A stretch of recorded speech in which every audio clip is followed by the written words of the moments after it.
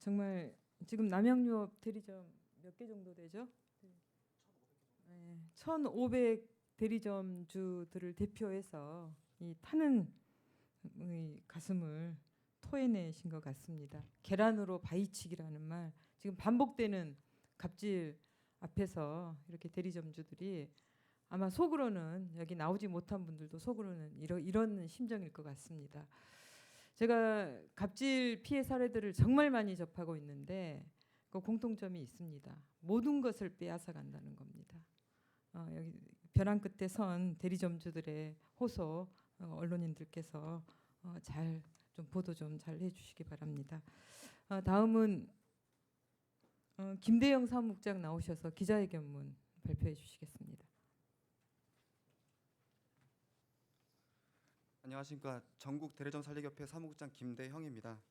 기자회견문 낭독하겠습니다. 남양유업의 밀어내기 장부조작, 보복행위 갑질, 공정인을 철저히 조사하라. 지난 2013년 영업사원이 대리점주에게 욕설과 폭언을 하면서 물량 밀어내기를 한 사실이 드러나 대국민 사과를 했던 남양유업이 이후에도 심각한 수준의 조직적인 밀어내기 갑질을 계속한 것으로 확인됐다. 남양유업 영업사원 가치 사태 이후 공정거래위원회가 밀어내기 금지, 결제 방식 변경 등 시정명령을 내렸지만 남양유업이 시정명령을 제대로 지키지 않고 있는 것이다. 우리는 2014년 이후 남양유업 본사 영업팀장이 화상회의를 통해 각 지점에 밀어내기를 지시한 사실을 내부 직원의 진술로 확인됐다. 대리점주들을 더욱 아연케 하는 점은 화상회의로 각 지점에 밀어내기를 지시한 남양유업 본사 영업팀장이 앞서 물량 밀어내기로 벌금형 처벌을 받았던 인물이라는 사실이다. 더 이상 불공정 갑질을 하지 말라는 법의 처분을 남양유업이 얼마나 우습게 여기는지 확인할 수 있다. 지난 2013년 공정거래위원회의 시정명령이 있은 이후에도 남양유업은 대리점주 동의 없이 조작된 금액을 대리점 거래 시 이용하는 카드 사이 청구에 대리점주들에게 금전 피해를 입혔다. 남양유업은 지난 2016년 한 대리점주가 이 사실을 공정거래위원회에 신고한 이후에야 결제 방식을 변경했다. 남양유업의 대리점 기만과 쥐어짜기는 여기서 그치지 않는다. 남양유업은 판매 수수율이 높은 제품은 적게 팔린 것으로, 수수율이 낮은 제품은 많이 팔린 것으로 장부를 조작해 대리점에 지급해야 하는 수수료를 줄이는 방식으로 대리점들의 손해를 떠넘겼다. 남양유업 내부 직원을 통해 확인한 바에 따르면 남양유업은 조직적으로 전국 대리점주들의 장부를 조작하고 있었다. 지난 10일과 11일 남양유업의 밀어내기와 장부 조작 실태를 기획 취재한 SBS 보도를 보면 남양유업 영업사원의 비밀 장부 속엔 22개월 동안 15개 대리점 장부를 조작해 9,500여만 원을 빼내간 정황이 고스란히 남아 있었다. 공정거래위원회는 남양유업에 대해 2006년과 2013년 불공정 행위를 중단하고 밀어내기를 금지하라는 동일한 시정명령을 내렸다. 하지만 남양유업은 지키지 않았다. 시정명령을 이행하지 않는 게 더 큰 이득이라는 계산을 내렸기 때문일 것이다. 그도 그럴 것이 밀어내기로 6천억 원의 이상의 매출을 올린 남양유업이 2013년 갑질 사건 이후 납부한 과징금 액수는 5억 원에 불과했으며 법원에서 선고받은 벌금도 7천만 원에 불과하다. 이런 상황에서 용기를 내 불공정 행위를 고발하고 문제 제기에 나선 대리점주들에겐 남양유업의 보복이 뒤따르고 있다.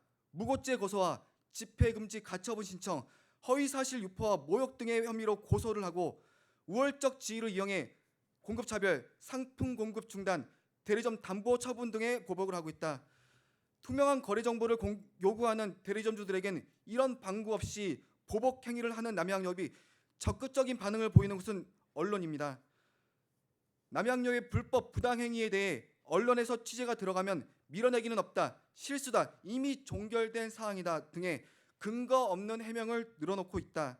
뒤에선 취재에 협조한 대리점주들에게 대해 강경 대응을 하겠다고 엄포를 넣으면서 더 이상의 문제 제기가 나오지 못하도록 공포 분위기를 조성하고 있다.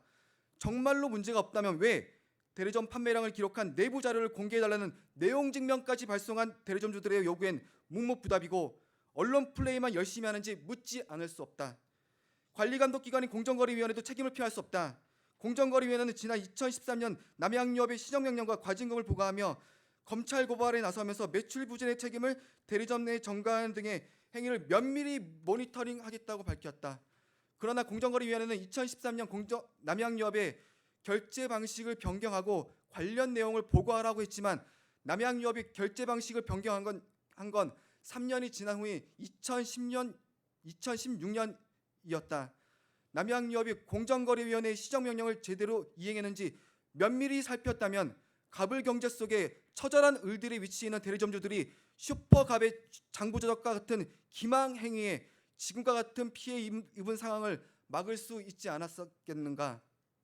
공정거래위원회는 더 이상 갑질 기업의 불공정 행위를 호위하는 방패막이 역할을 해서는 안 된다.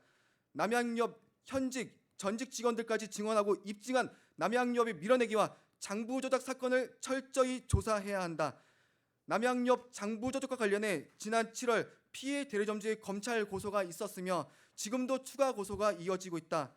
검찰과 함께 공정거래위원회 면밀한 조사를 기대한다. 전국 대리점 살리기협회 이상입니다. 네, 오늘 기자회견 마치면서 마무리 말씀을 좀 드리겠습니다. 피해 대리점주들이 그동안 견디지 못하고 지금 공정위에 재신고를 해놓은 상황입니다. 공정위에서는 자료가 미비하다, 새로운 증거가 없냐 하면서 사실 미적거리고 있는 상황입니다. 지난 10일, 11일 SBS 연속 보도를 통해서 증거가 드러났고요. 더 이상 이제 미적거릴 명분이 없습니다. 공정위는 하루빨리 재조사를 실시를 해서 계속 진행되고 있는 이 갑질의 대명사의 남양의 행태들을 철퇴를 가해 주시길 강력하게 촉구합니다.